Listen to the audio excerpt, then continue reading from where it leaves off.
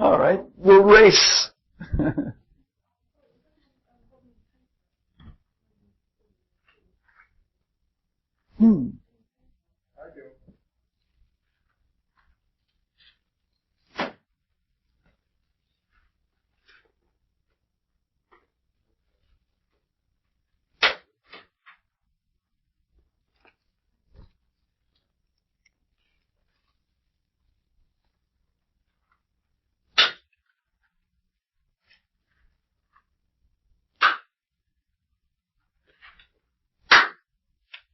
Well, we have finally gotten down to the last talk on orthotheogony, which we're probably going to continue in one form or another as we finish the rest of Greek hierarchy. And it's the second part of the Noetic triad. And this is the triad where the first place that we find active beings, directly active beings. And we're saying that these beings are made up of and make up ideas and principles. Something very profound. And the deepest ideas we looked at last time in the being of Chronos. And that the deepest ideas are the basic ideas of form. And we said that they were primarily geometric ideas. The second being in the Noetic triad is Rhea, often known as the wife of Chronos. Rhea means earth. We'll have to talk a little bit about that this time, but not a whole lot. That's coming up in the future yet. The being of Rhea, being closer to the realm of manifestation, concrete manifestation, cosmic manifestation, is much more complicated, much more completed, and much more entailed. The being or the ideas that are represented by Rhea are the ideas of life. And the ideas of life are extremely fluidic, and they are much like the Noetic Noeric that we've talked about in the past. When we talked about the Noetic Noeric, we talked about it as circulation of life, only that the circle was a circle of all radii and of all centers. And as a consequence, life circled on itself and flowed on itself in many ways. As we're reaching toward the planes of cosmic manifestation, the life is less circular and more linear. And the way to understand it is that life is continuous, but it can be made up of many different parts of it.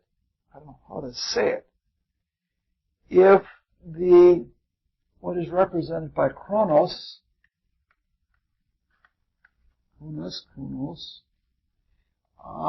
is geometry.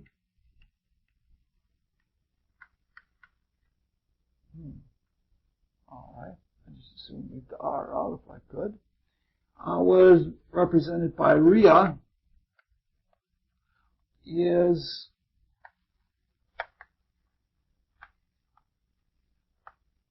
just one analysis, which is the study of waves. And waves can be made up of many partials of waves.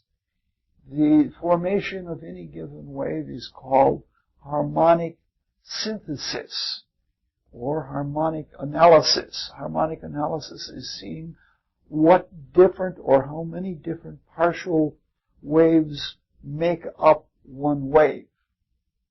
So in this regard, Rhea is very much like the Noetic Noeric, because the Noetic Noeric is the home of the word and is the home of waves.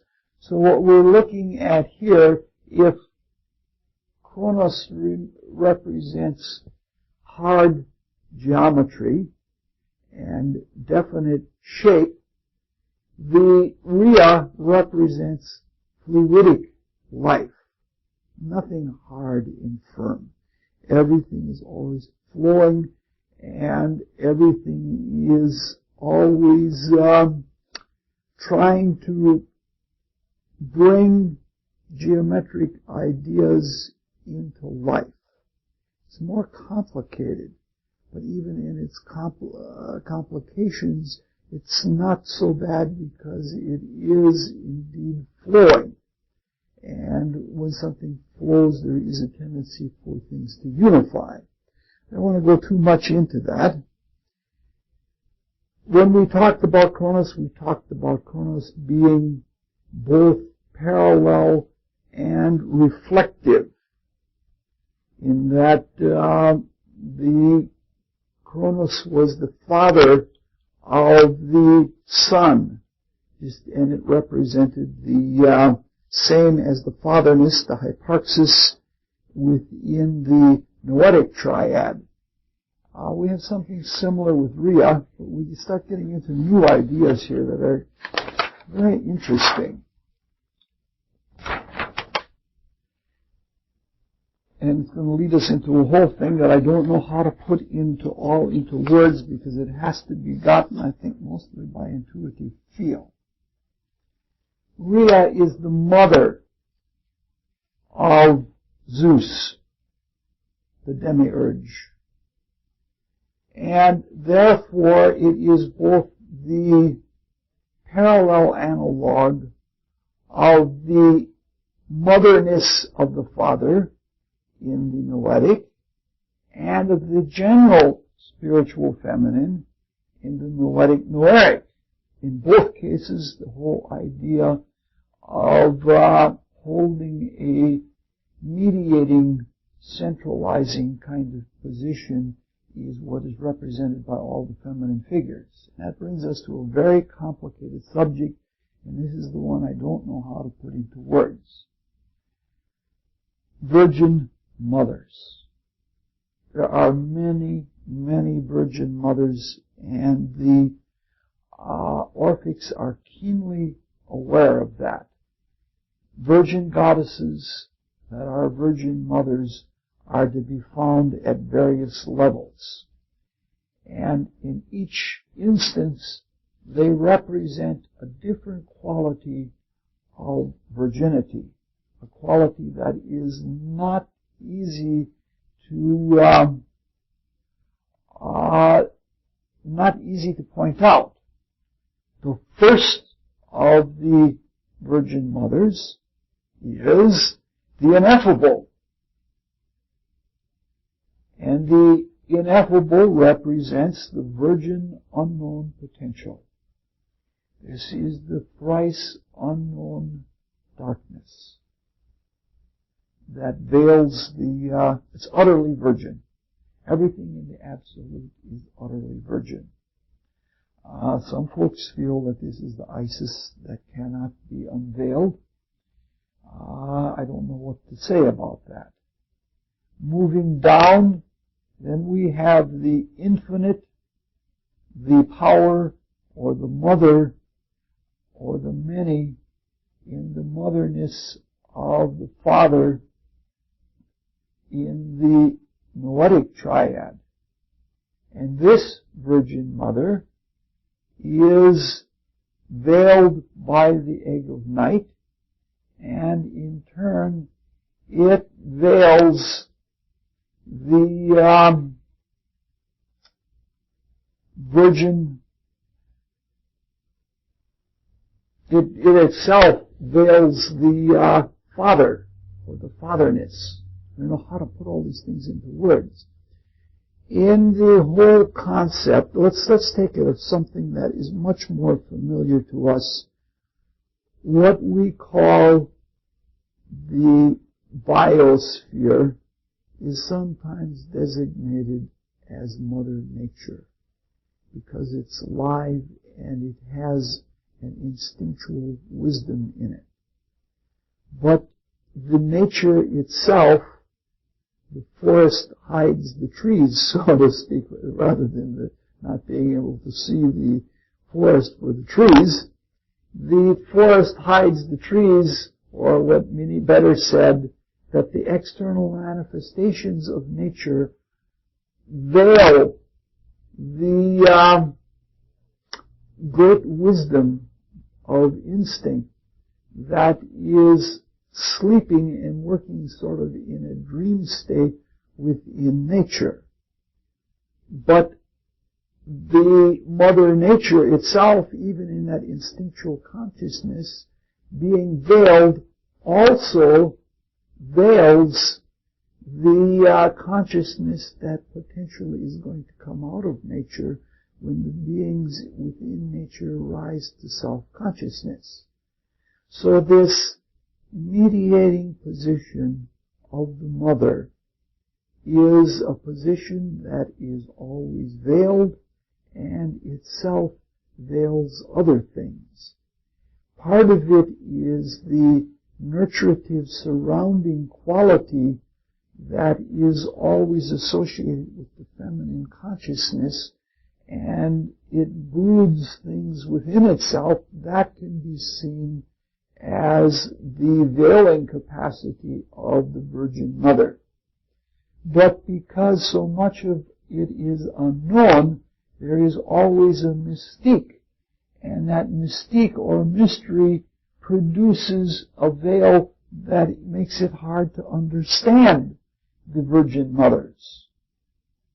Finally, we come to not finally, but again we come to another Virgin Mother, and that is the Noetic Noeric itself. That is the Mother of light and of manifestation. And that Virgin Mother is veiled by light. And it itself veils the whole noetic triad by its being. And now we have come yet to one more Virgin Mother, the Mother of the idea of life. Not of life with a capital L, that's the Noetic Noeric, but the Mother of the idea of life.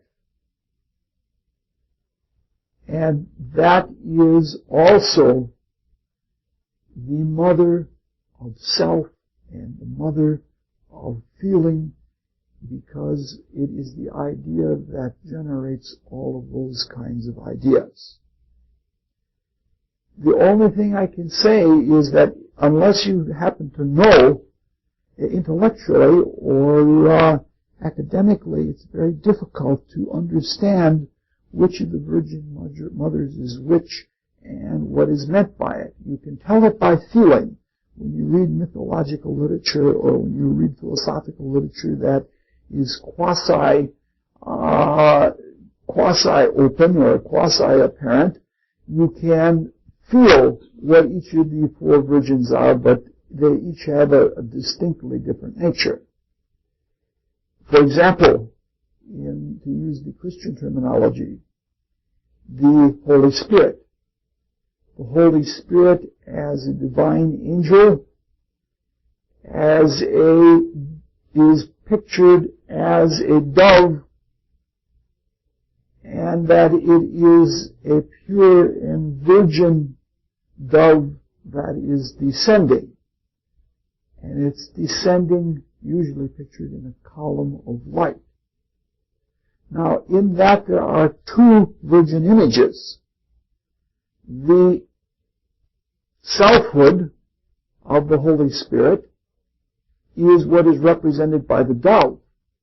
But the column of light that rests and enters is the Christ consciousness, is the Noetic Noeric.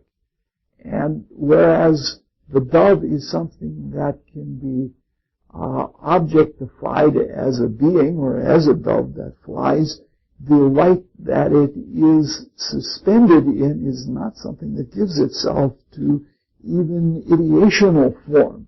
It is something that transcends that. And so to understand what is happening, for example, at the baptism by John, you have to recognize that there are several things that are happening, that the state of spiritual awareness is twofold at least. The reason I say these things have to be felt is because when things are received by experience, experience forms its own references. And with the things of the spiritual world, if you try to give them external references, they never quite make it, because what you're dealing with is so abstract. One other source of confusion that has to be looked at a little bit, and we're only going to look at a little bit now because it's going to come up again and again in this. In the same way that there are several virgin mothers, there are several earth mothers. And Rhea's name means earth. But as we're going to see the next time we meet, which will be the last time we meet for this semester, which will be on the 16th, Rhea is not interchangeable with Gaia, who is a much deeper divine being, and neither Rhea nor Gaia is associated with terra firma. It gets to be very, very complicated. That even what the earth is not at all what we in our materialistic conception think the earth is. It's all right to think of the earth as we think about it. It's perfectly fine. It's what it is. But earth with a capital E is much more than that. It's much more than the ball. The ball is just a defining agent. All right.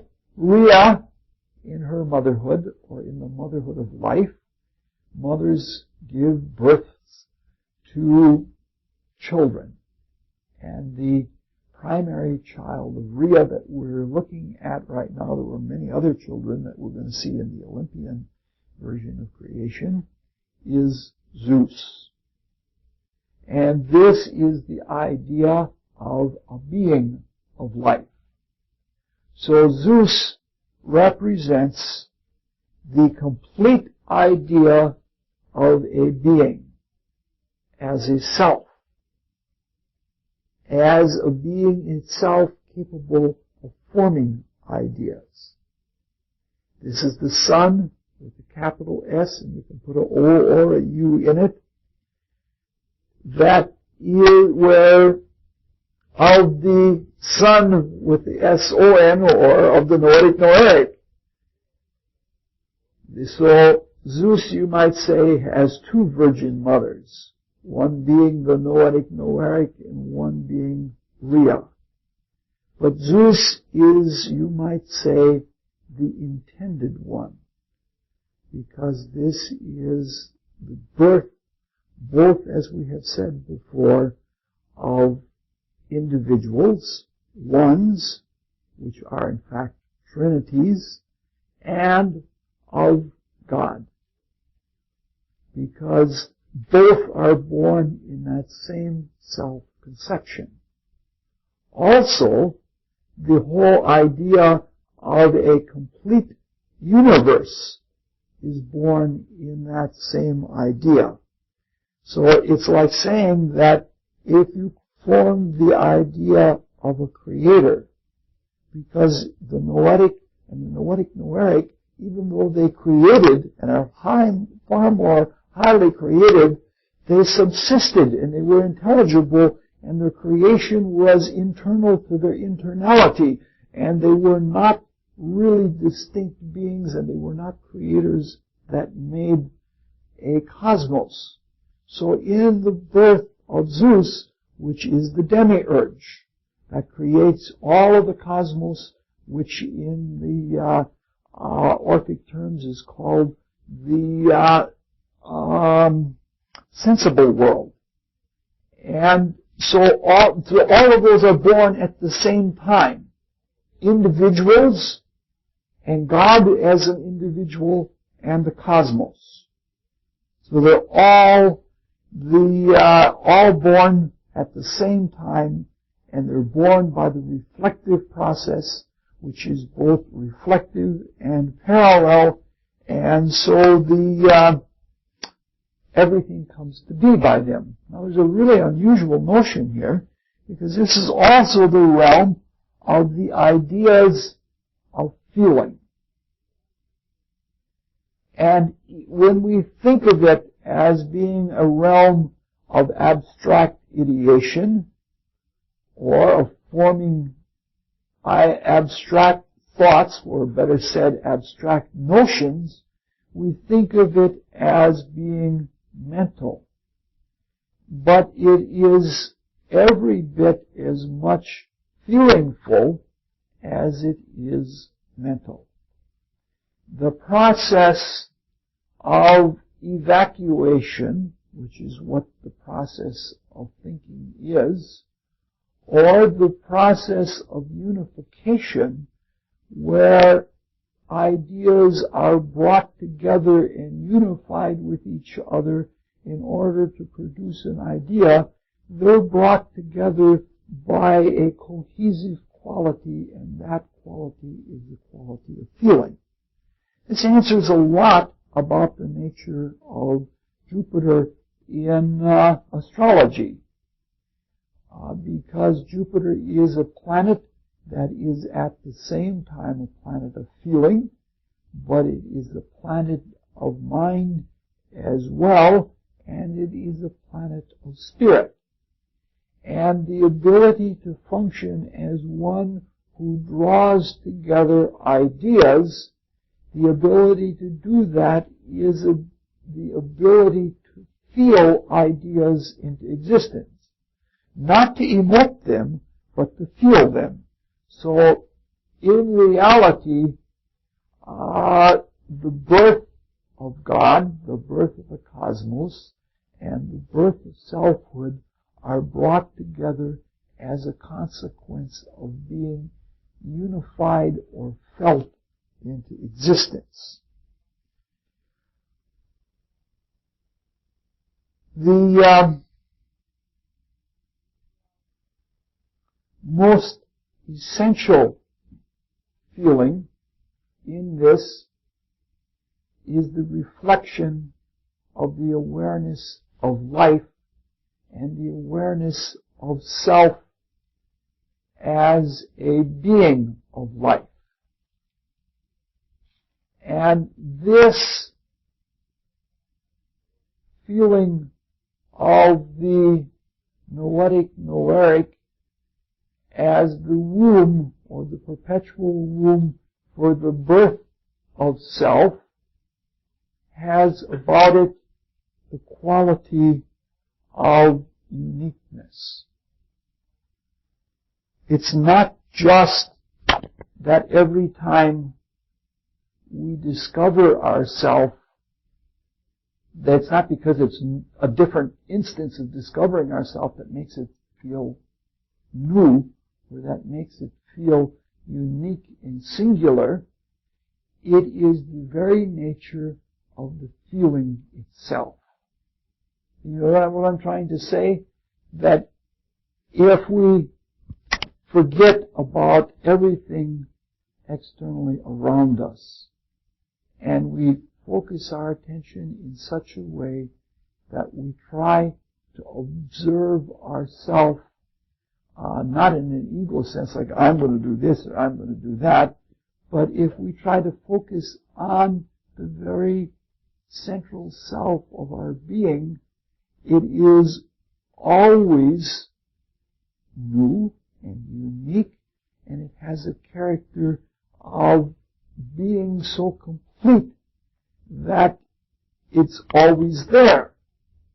You know what I'm trying to say? That you can't, it's very difficult to remember when you're in your deepest spiritual state. I don't know if you've noticed that from retrospection, but when you retrospect your deepest prayers, they're tough to retrospect because they're so deep in the spiritual world that you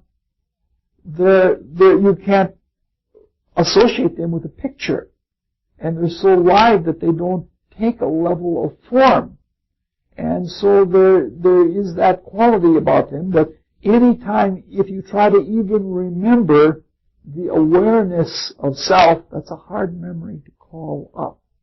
But any time that you are aware of self, it has that thing that this is what I really am, and this is what I've always been, and this is what I've always sought to be. I don't know how to say it. You know what I'm trying to say?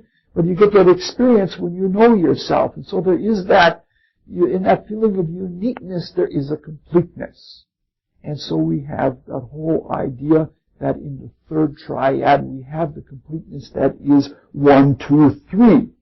1, 2, 3, go. We're just about ready to get to goal, but not quite yet. We have another hour. And then we get to go.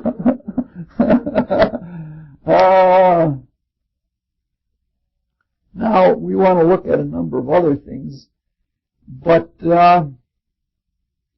before we do that, we have another point that is dangling here. We have looked at Rhea being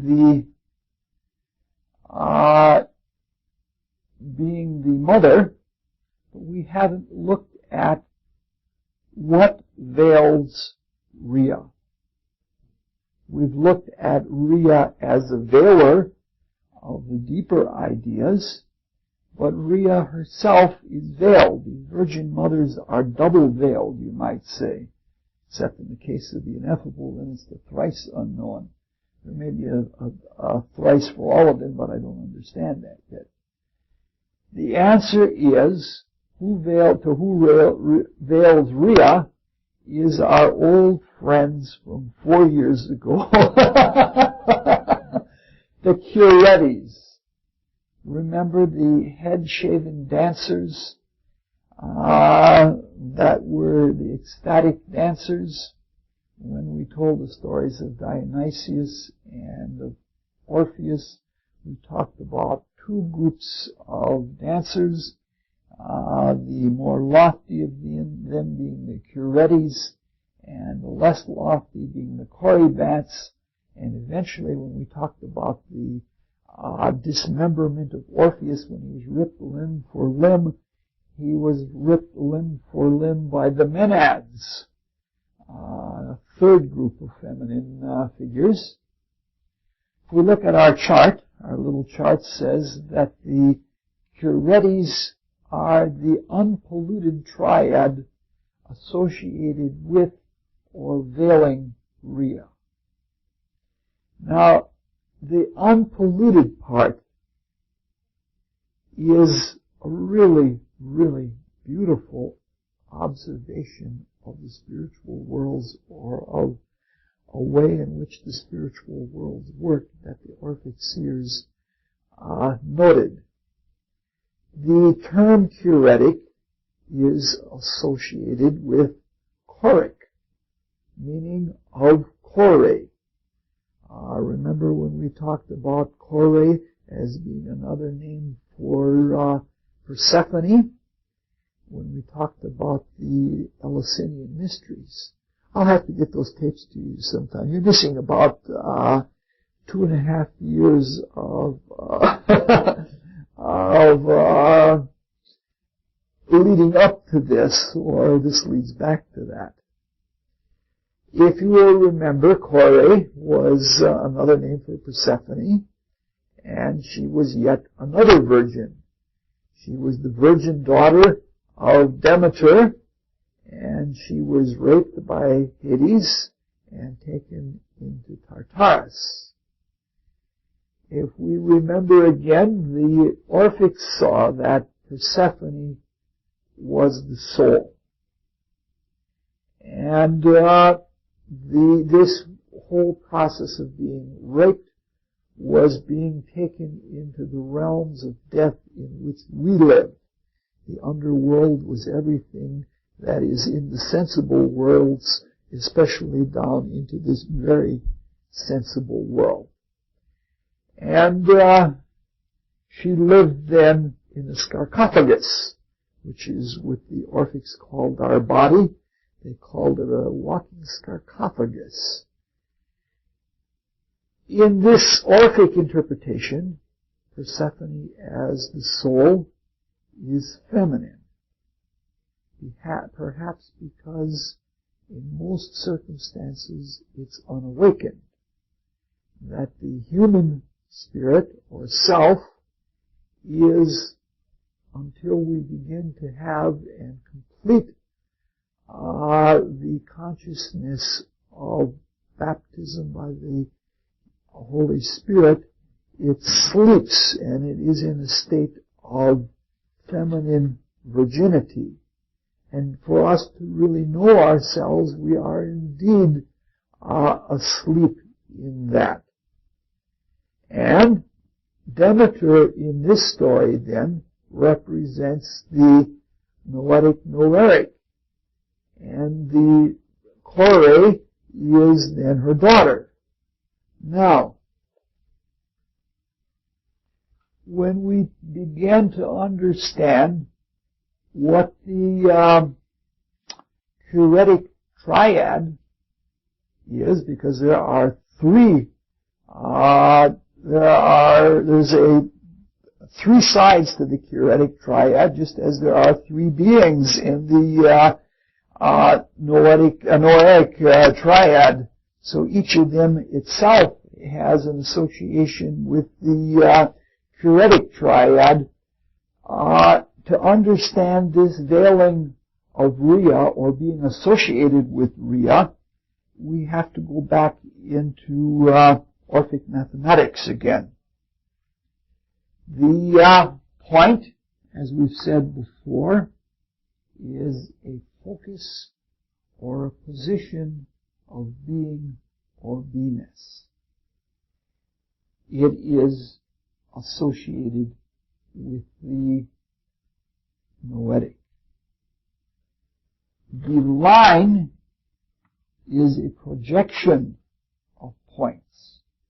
It represents projective being or radiant being, a being of polarization, because the line never ends. And which side of the line that you are on depends on what your polarization is. Or you paradoxically associate with one direction on the line or the other. So when we understand the final triad, the triad of Zeus, Rhea, and Kronos, we can understand it in two different ways, according to the Platonists. We can understand it by its points, that is the three vertices, or we can understand it by its legs, which are the three lines. We can look at it in terms of its focus within the facets of the Godhead, or within the central beings of the Godhead, or of their projections. Now, if the central vertex is upward, it's spiritward.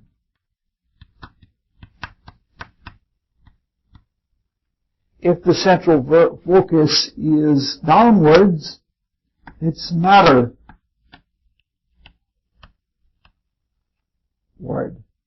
And since we're talking about the gods backing into creation, that's literally what it is as it points its way down, we're talking about that as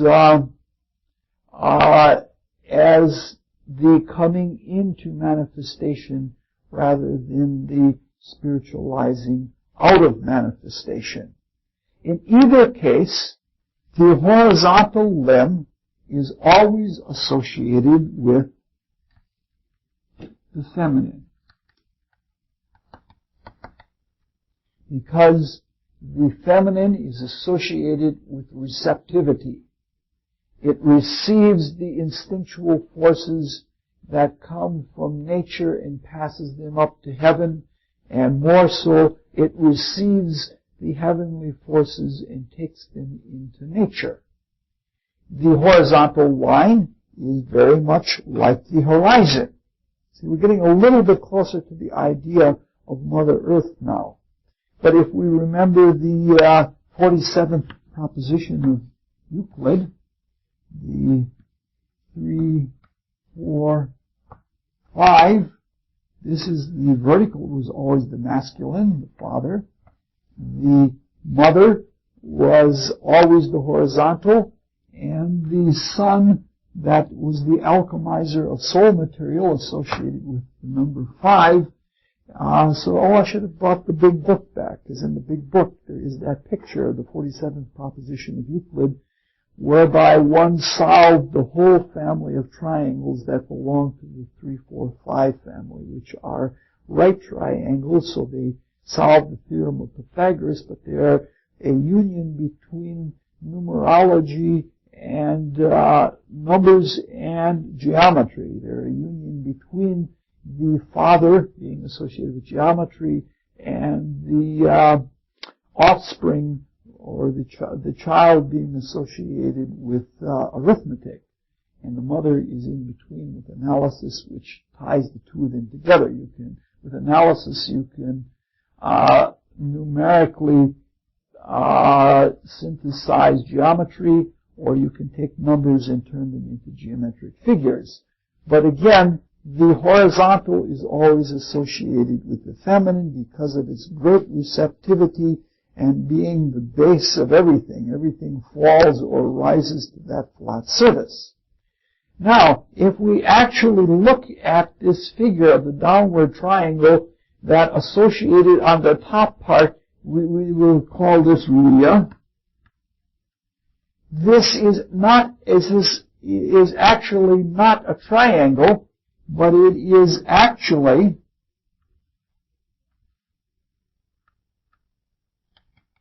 it's a poor tetrahedron. Let's do that better.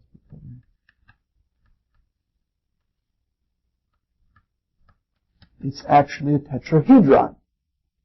And so we have a flat-roofed tetrahedron, and that tetrahedron is composed of 3 faces. The whole tetrahedron is composed of 3 faces. We've already talked about these 3 faces as the trimurti when we were talking a little bit about Phanes, and last year when we were talking about Hindu mythology, we talked about the 3 faces there.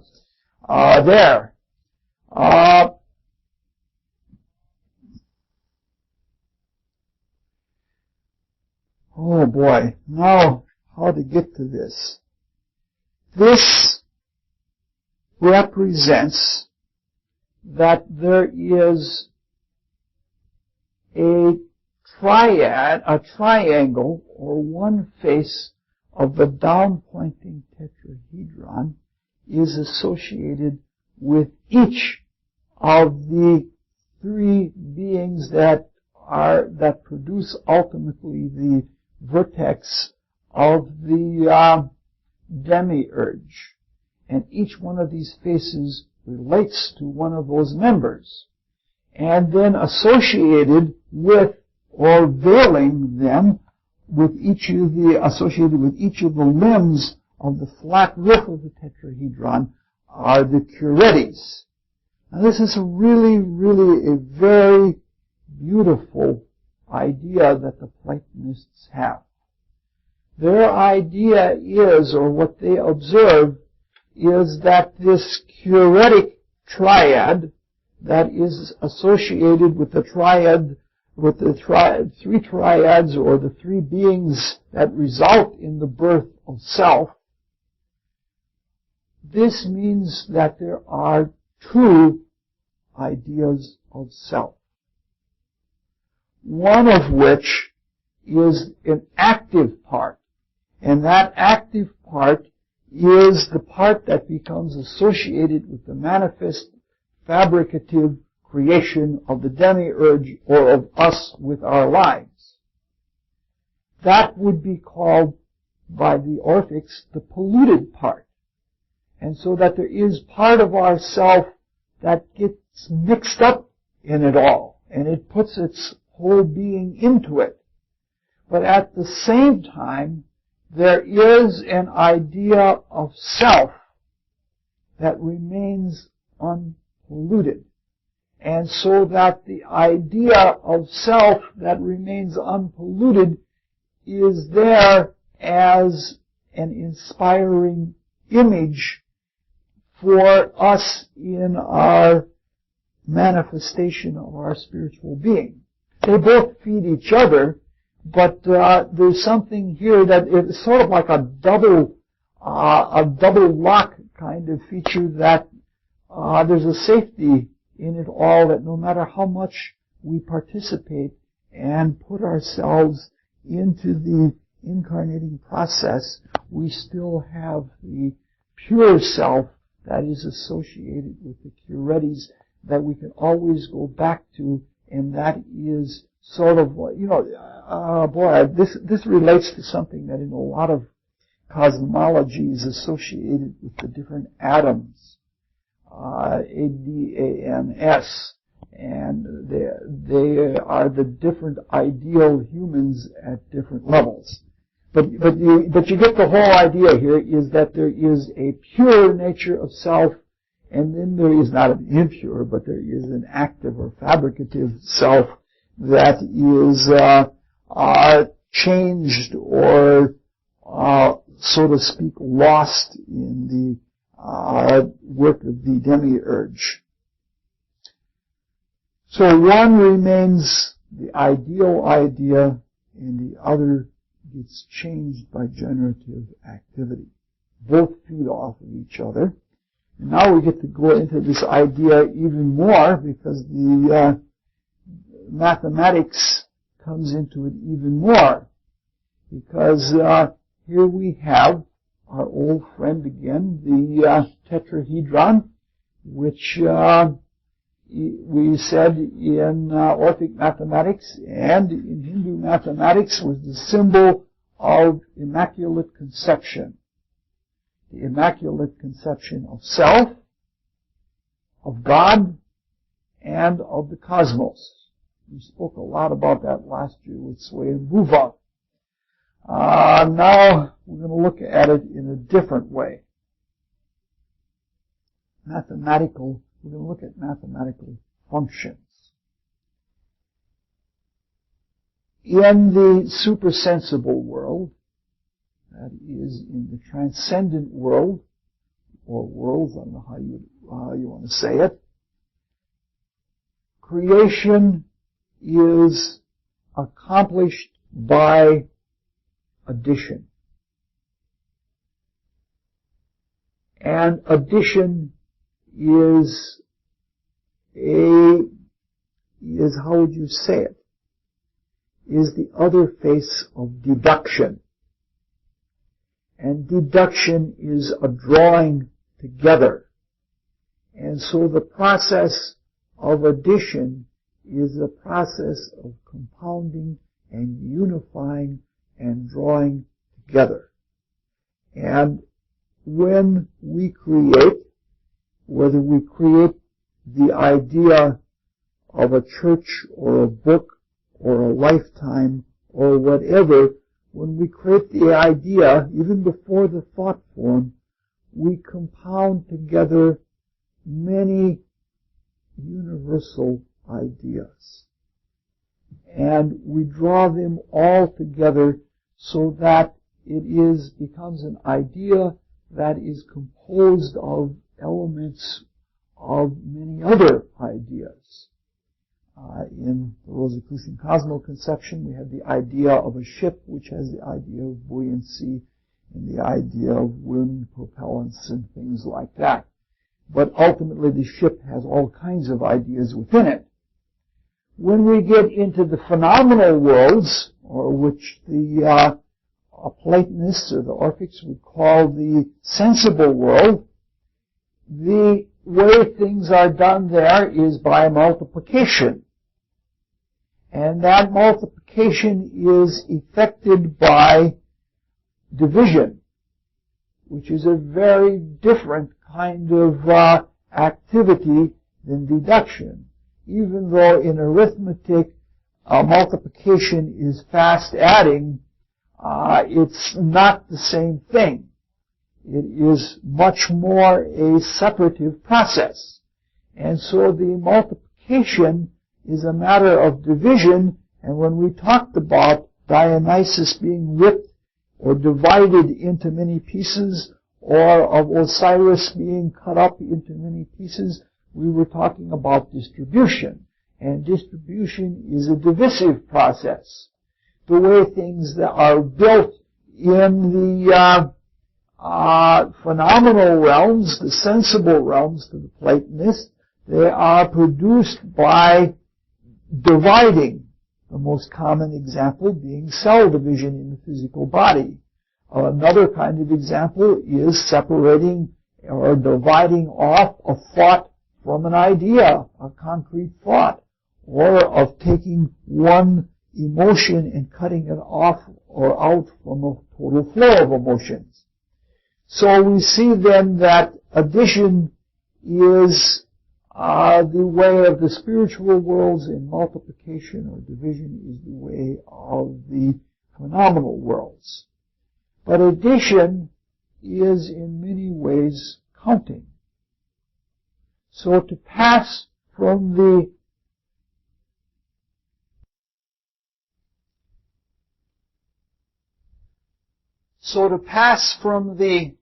triangle to the tetrahedron is to pass from 2 dimensions to 3 dimensions, and to pass from 3 sides to 4 faces. Okay? We said that there was a completion, the first completion of any kind in flat space, which is the space of the supersensible realms, was passing from the point to the line, which we said was a radius, ultimately to the triangle. And that represented an elementary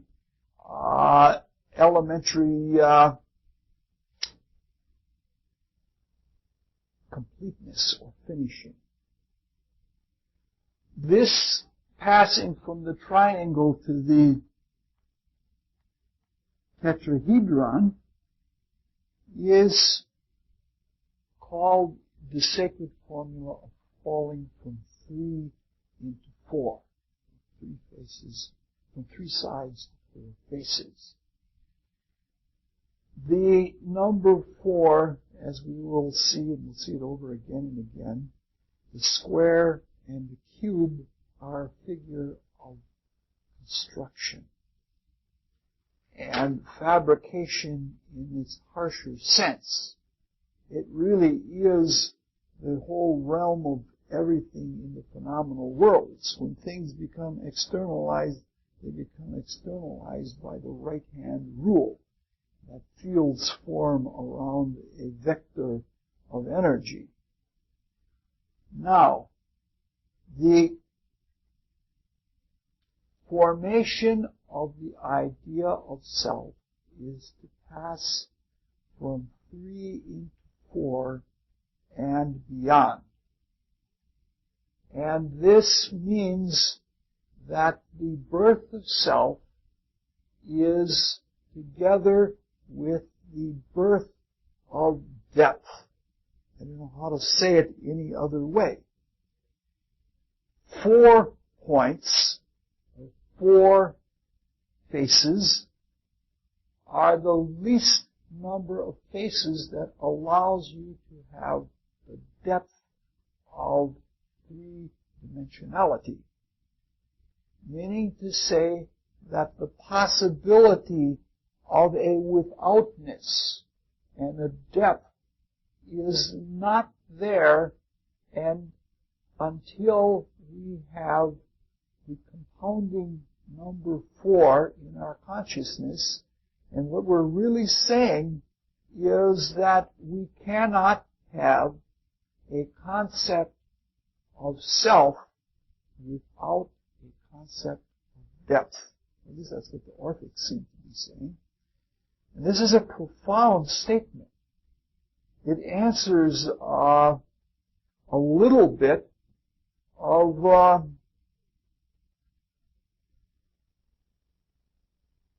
the duality between self and God, between without and within. We are within God, but God is within us. All of those concepts are not possible without having a conception of depth. So, the idea of a self existing and capable of having within itself in a discrete way as a focus of all the attributes of God is not possible unless both self and God are born at the same time.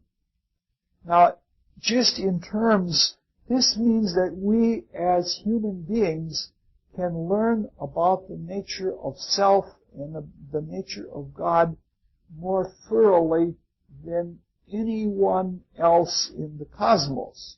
Because at the same time that the self-consciousness was born in us at potential was in Lemuria, when we began to see the external world and saw things with an external depth. And even though the external worlds are illusory, it's so illusory that we actually don't even recognize we have an internal nature. We have that much depth that we're walking into a God as nature that is completely external, almost with the loss of internality and self. And if we can digest all of that and awaken that experience in ourselves, the depth and the nature of divinity in the most discreet and the most intimate way possible is available to us by the way that we look into the external world. I'm not meaning to say that we should eagerly seek even more externalization and even more loving of the external world to be a loss of internality, but by giving ourselves to it and bringing ourselves into it, and by that same act of digesting it into ourselves, means we can really see God. But it also leads to that very same illusion of thinking that God is like an old man with a beard or something like that, or that God is just like us, because at the same time that we were falling asleep to the spiritual awareness and focusing into the external world, we became so much aware of our external being, and so we have this illusion, and so that we say that this is reality. And people who talk about the inner worlds, they're talked about as being crazy. Whereas you look in very early humanity, and they think that the inner worlds are the reality, and the outer is the illusion. But you can see all of the things that are involved in it. I didn't want to get too far into this, but it's an enormously big idea that is in the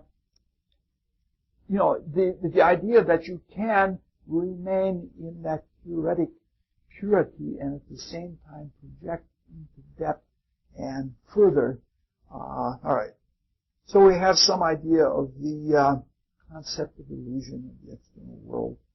And we have the whole idea of conception and perception both being involved with depth.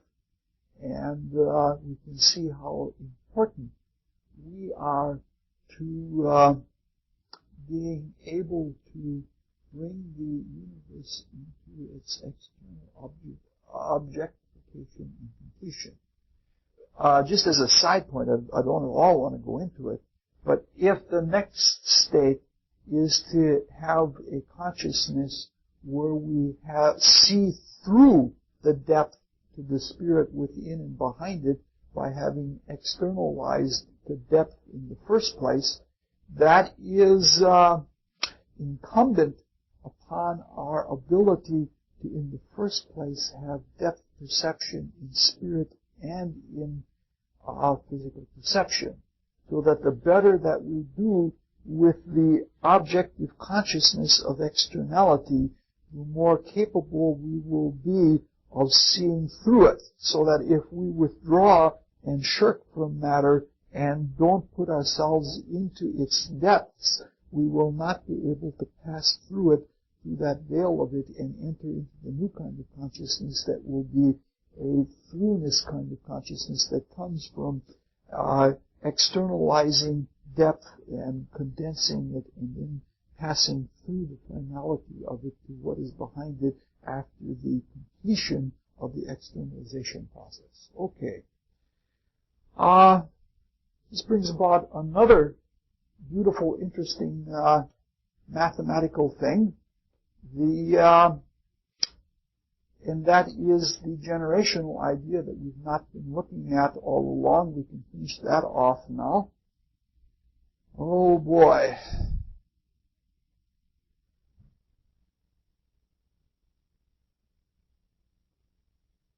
If there is a hierarchy of consciousness that is associated with a hierarchy of additive mathematical function or counting, such that when we have one, that's all we have is one. Or when we have two, we have that immediate polarization and vacillation because we always want to treat the two fairly. When we have three, we have some kind of stability. And when we get to four, we project that stability into depth. So we can see that for the Orphics, counting represents hierarchy. They would no doubt count backwards, from four backwards. But let's look at the fourth generation. First we have the great-grandfather, Phanes. Then we have the grandfather,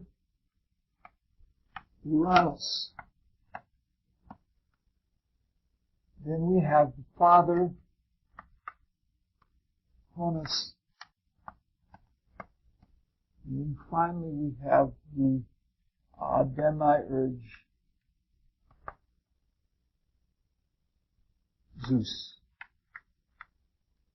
So in a number of ways, the compounder or the builder of the universe is associated with the number 4.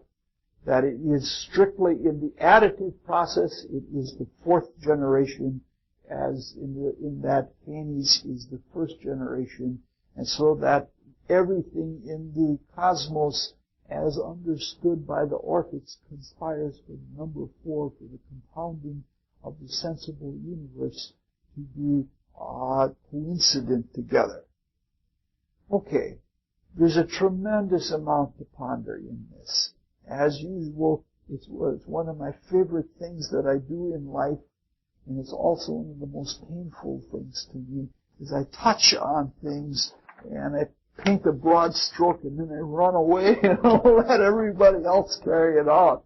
And there have been some interesting carryings out of it mathematically. Unfortunately, the carryings out of it mathematically have not been in true Euclidean spirit, because they carried it out using Platonistic terms, and it almost sounds like Platonistic mathematics, and they do all of these things with symphonies and symphonies of numbers and mathematical functions and geometric games and things like that, but they don't carry it all the way through into a full-fledged universe of consciousness. We're going to try to do a little bit of that when we're doing it through the hierarchy of beings and not through the pure Orphic sense. When we get to the Olympian cosmogony. Okay, we have seen in a few ways, small ways now, how 3 is the number of spiritual completion in idea or in conception, and that 4 is the number of projecting and fabricating the material world out of that.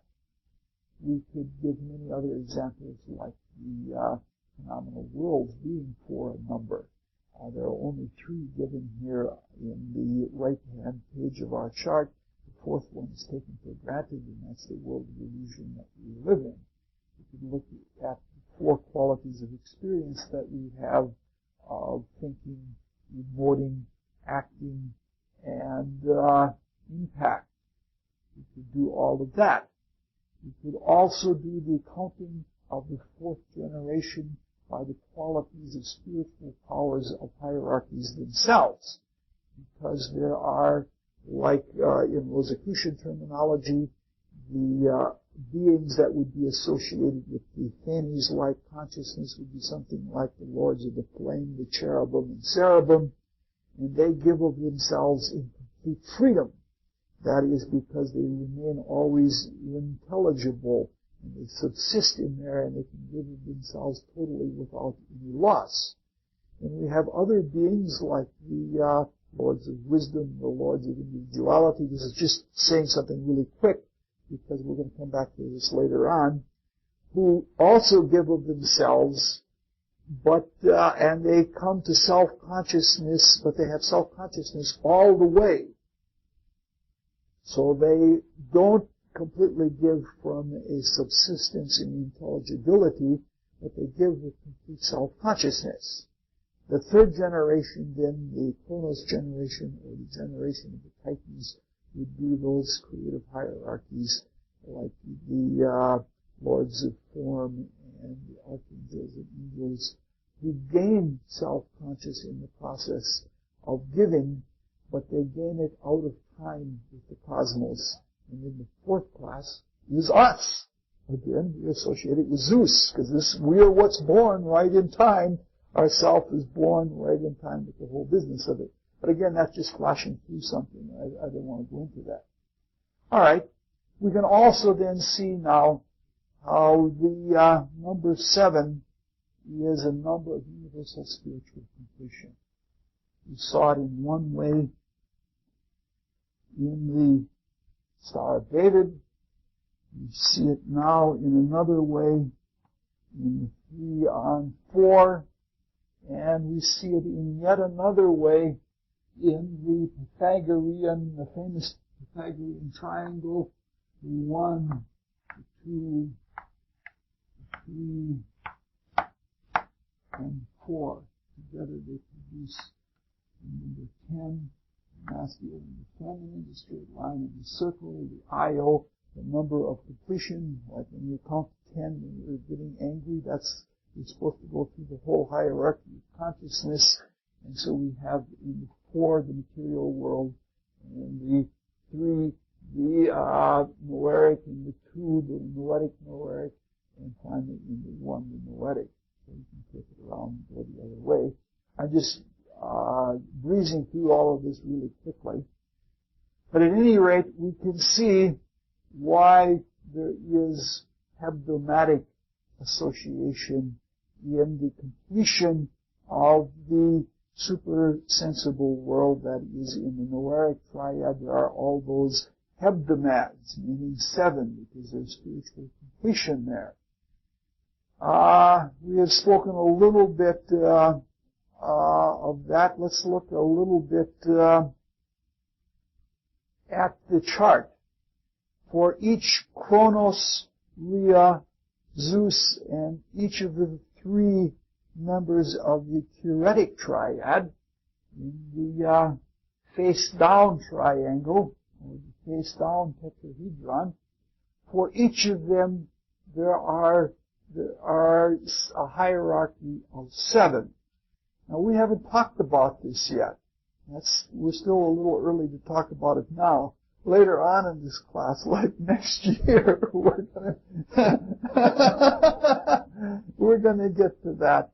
But there are 7 series of beings. We could have talked about it in Hindu mythology, because they have a lot of it in their cosmogony. And it's still inappropriate to talk about it. but we could just mention it, that whether it's on the horizontal or on the vertical, things are broken into sevens. And the sevens that we see in this sensible world horizontally are the 7 colors of the rainbow in a color wheel fashion. We also see them vertically in that, using the mythology of material science and Newtonian color theory, there are wavelengths, so that the different colors don't exist side by side. They exist in longer and shorter wavelengths, which mean shorter and longer periods of vibration. What we're saying is that there is a horizontal hierarchy where various colors complement each other and that they have a relationship to each other while all being equal at the same time. We also have a vertical relationship that the horizontal gets turned on end, and some things are higher or more important than another. Most things in nature, if we really look at them, are vertical, which is why we're studying all of the whole concept of hierarchy. And so that we have, like music, we have 7 or 12 tones. Again, the hebdomad or the dodecad. In music, and they all give a circle of tone or pitch, but yet they are higher and above each other at the same time. All right, I just wanted to mention those things because we've talked about them in the past some, and we're going to talk about them again. But I want to just get to the whole idea that all of these things are tied together as ideas. We're seeing them when we look at colors and pitches. We're seeing them in an almost dead abstraction. But when we're looking at the hebdomads associated with Chronos, Rhea, Zeus, and the Pyrrhic triad, that we're seeing them as beings. And what we're saying is that there are hierarchies within the hierarchy. And that leaves us with one last little topic, and that is the 7th seven. And it is one line on the bottom of the left-hand page of our chart that is called the separative deity or titan called Oceanus. The Greeks would pronounce it Okeanos. And we will use that pronunciation even though I don't like hard C's. It's a personal thing. Now, just a few moments ago, we spoke about Zeus as being the complete idea of self and the complete idea of self as ideator. That does not mean that the process of completion does not carry any further, because it can and it does carry further. Because if it didn't carry any further, there would be no phenomenal realms. There would be no cosmos and chaos. There would be no unknown. It would only be a continuous transcendental joy reflecting on itself all the time. And there are some orphics that would have loved to have things that way. Fortunately, it doesn't work out that way. Things do get carried away. The idea is so beautiful that it must be carried out. Because when we're at the level of Okeanos, we are at the level of where we are in between lives when we decide to come back to birth. We see that idea of our true self, we see the idea of God and of the whole creative plan, and the realization of that idea is so strong that we can't do anything but realize it, and we'll take on any amount of painful or other kind of destiny in order to realize it. In reality, we are all suffering artists, and it is a tremendous sacrifice that we make in order to produce the world. And that's what we want to talk about now. There's one thing about this chart, as much as I like it, there's one thing I don't like at all. And that is the circle at the very top that is the ineffable. That circle should be completely blocked. Because that would suggest both a point and a circle and boundlessness and enormous unknown. As it is right now, it represents something else. It represents self in another way. It represents self-centered with a limited radius and sphere of its existence. And I do like the fact that the circle that is the circulation of life in the noetic is invisible. Because it is invisible. Because the life is so rich in circulation, is so fast, and the center and radii are so many that they are truly invisible. They can only be sensed, so to speak, only felt. So we have the infinite number of celestial arches and sub-celestial arches. When we come to the seventh hebdomad, or the seventh of the seventh Okeanos, the circle has become more than a circle. It has become a ring. It has become very, very definite. And it means that the self, the unified individuality, has compounded its uniqueness in such a way that it has become separative. So this is why the seventh monad, or the seventh hierarch, the separative deity of Oceanus, is at the very bottom of the supersensible world. This is why the theoretic triad is considered unpolluted, because the oceanic is polluted by taking separation in being. But it's a necessary state, otherwise there would be no new experience. And so when the circle becomes defined as a ring, it becomes the wedding ring of self in a transcendental sense with the divine. But the ring of self is defined in such a way that this is me as separate from God. Now this is a treatise that there have been really long elucidations of. The most beautiful being that of Richard Wagner in the ring cycle, which we looked at 2 years ago in another marathon.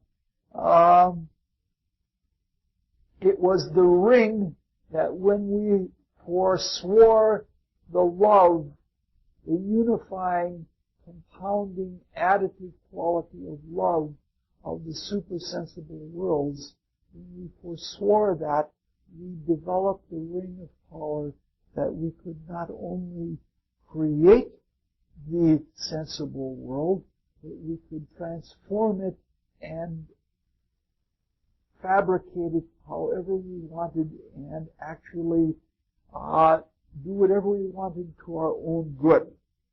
It is the ring of selfishness.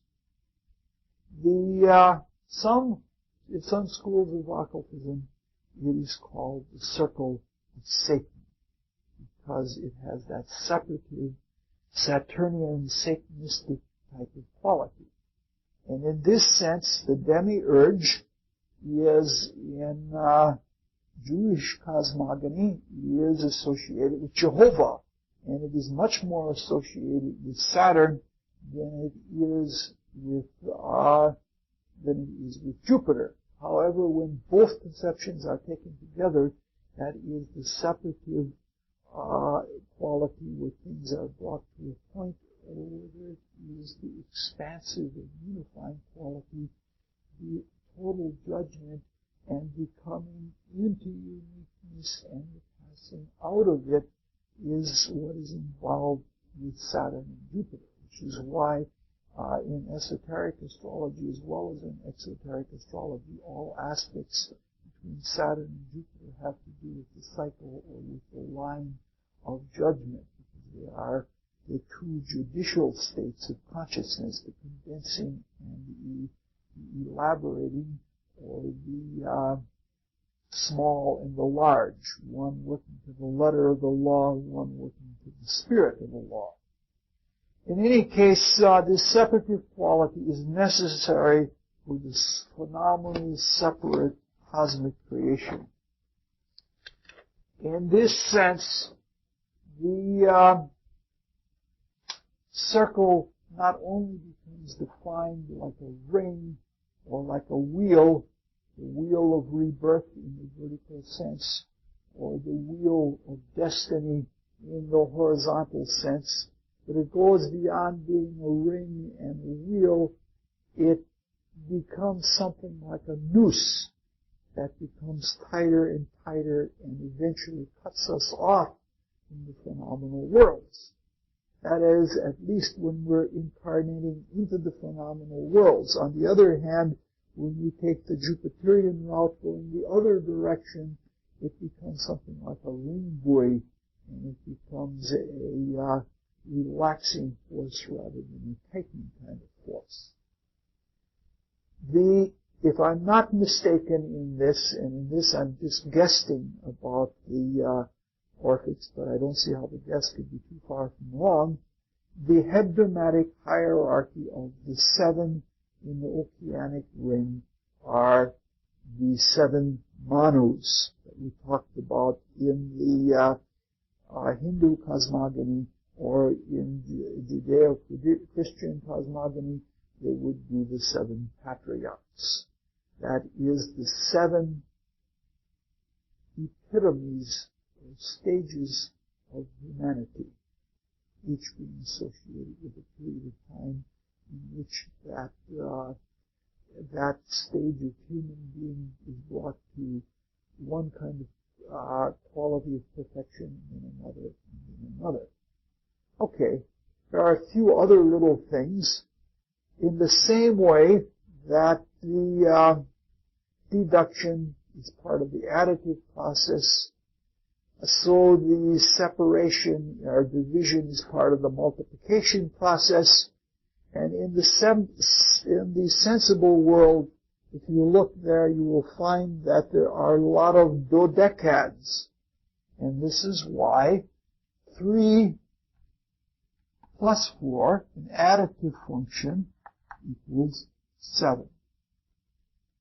3 times 4, which has the quality of separation, is 12.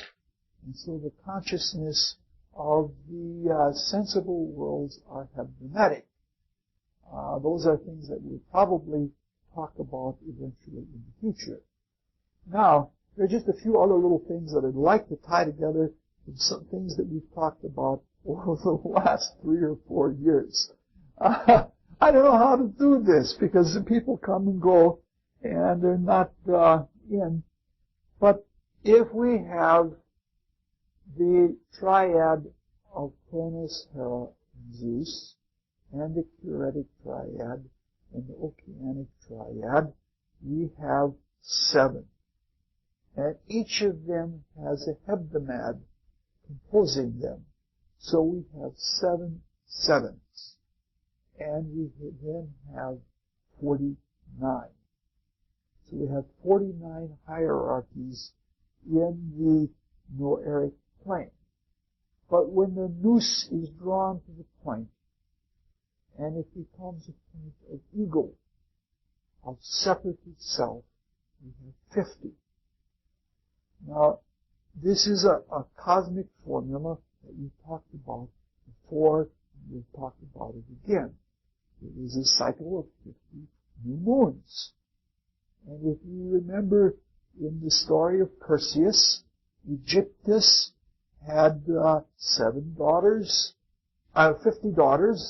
and Danis had 50 sons. And remember, they all married them, and each of the 49 of the daughters killed the 49 of the sons, but the 50th did not, and they gave birth to a whole new cycle. Now, we talked about that in a cycle of new moons. This means to say that every 50 new moons, especially if you can find a transitional one, there is a major change in the cyclical history of the world. But now we can see that as a result of that union of the 50th, the transitional, the ego, which is between self and the personal true separation and differentiation, the ego, which is the hero that ultimately unites with self as a virgin, as in the case of that we saw Siegfried relating with Hilda, the spirit of truth, that the hero is born and is that transitional quality.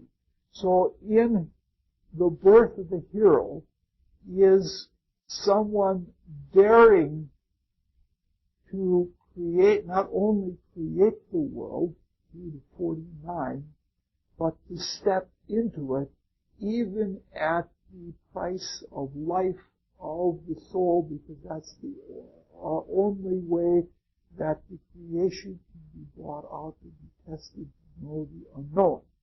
And so in the cycle of the 49 and 50, going back to Perseus and Dani, you see that whole the whole quality of transition. That's as far as we're going to go for right now. Next time we start all over again, just as we did in the past. We started with the first with the Plesiogean creation story. Now we've done the Orphic creation story. Now we're going to begin with the Olympic creation story, and we're going to start fusing them all together, and we're going to be using a lot of Neoplatonism because it's the closest thing in Greek consciousness to our Christian mysticism or Rosicrucianism in order to begin to understand hierarchy as it proceeds into what they would call the sensible world. Any questions? Any comments? And the 50th is a cycle. It is a transition. I don't know what the cycle is, and that's probably locked in the hands of adepts. I assume if one were really sensitive, or if one had a clairvoyant ability to watch how things changed, there are those 50 stones that are around Stonehenge, that outside from the building, from the main structure itself, there are 50 stones out there, and they're associated with the same activity. It must have some much bigger cosmic implication. We see it now in a much bigger sense than we saw it with Perseus, but the very fact that a lot of like the brightest star in the heavens for us, Sirius, which is the star of Isis, is the star that most represents the thrice unknown, ineffable. That is a binary star. It's a cycle of 50 years. And all of those people in Africa, the Dogons, as well as the Egyptians, that tribe that has the astronomy, that's all based on a 50-year cycle. And I don't know, I don't know the total. Where is the century cycle? The millions thing. I'm just learning about a lot of these things. I don't know. Yes. Yes. Yes. There are internal cycles of consciousness. There are at least two kinds of astrology. One has to do with the planets as they move around the sun. Another has to do with a Chaldean kind of things, where each year is ruled by a planet, and each 7-year period and 35-year periods. And there's another kind of cyclicity that is a much more spiritual cyclicity that is not attached directly to the cycles of the planets as they move around the sun. There is a connection between them, but that is very, very hard to crack, because if you could crack that, then you would know how all of the periods and revolutions and epochs and things like that, how they begin and end. And you would know when end times were coming and such like that, if you could relate the two cycles together. I've often wanted to study it by studying the primordial atom as pictured by, what was the name of the man?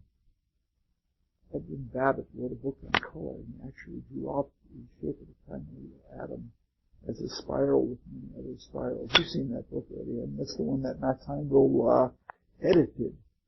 It's quite a profound book. The modern version of it, though, has been very much clipped. All right, so next time we will start beginning all over again. We'll start talking about chaos and Tartaros and Eros and Gaia. So we'll start with the whole. This will be the last time for the semester. Catherine's shaking her head and saying, "Do I want to really get into all of this?"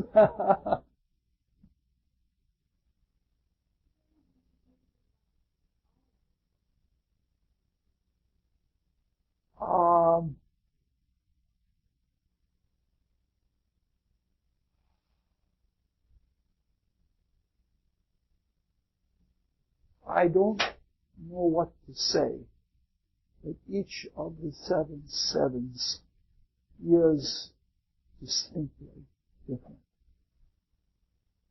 I could give you some doctrine on it. There is a whole astrology that's based on it, but I've seen a number of views on it. My own being one of them. I talked it over philosophically. We don't call themselves astrologers. They call themselves astrosophists. And they found no disagreement with what I was saying, but I can say from my own experience that, and I don't think it's related only to my horoscope, that since reaching 50, as my body has become 50, my life has been much more heavenly than ever before. That seems like every year my thought life becomes richer and more appreciative of things in the spirit. And that didn't really happen in 49 years in the same way that it happened since being 50. Now, I don't know if that's a consequence of cumulative aspiration. It took me first quite a few years to build up just even a little bit of steam, or whether that has to do with a cycle of 50 within our lives, or whether it's both, or whether it's something more beyond that yet. I tend to think that there is something about becoming 50 that is important.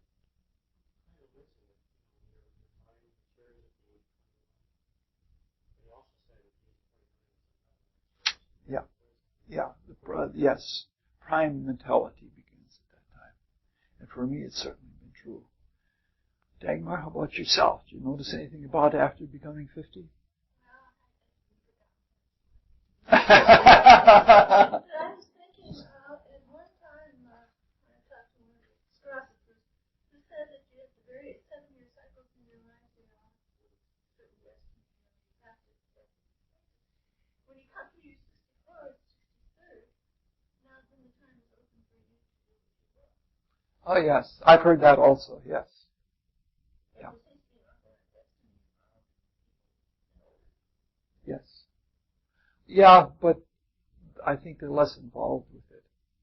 They really are senior citizens. they're senior to being so stuck in the whole process. Unfortunately, some people allow themselves to become too stuck in the first place, and those years are more misery than anything else. What?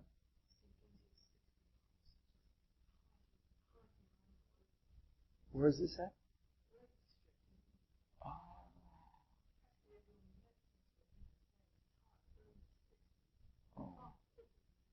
Oh.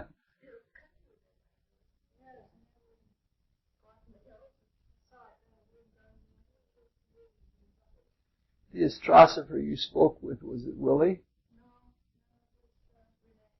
Oh, okay.